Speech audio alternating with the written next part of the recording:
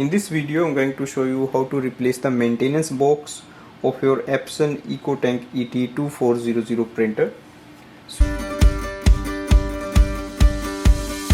Switch off your printer, go to the right hand side. You will see there is a box here, and at the back there is a screw. So you just have to unscrew from here.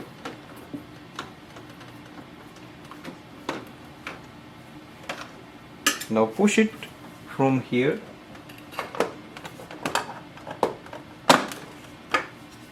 That is our maintenance box. Unscrew this from here.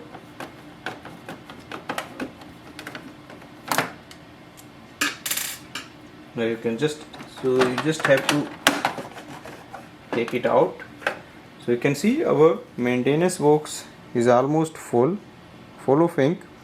So this usually happens if you are using it from long time, or if you are doing the power cleaning or auto print head cleaning. Those things dump a lot of ink inside the box. The best thing is to just remove the pads, dry them, and just place them back again. To place it back, just slide it in.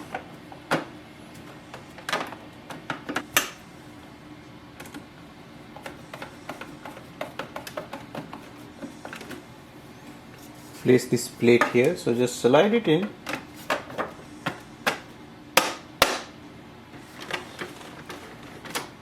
Now place the screw.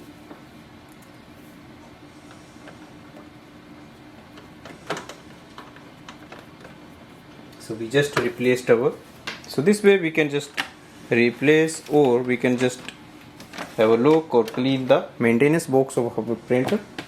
Thanks for watching.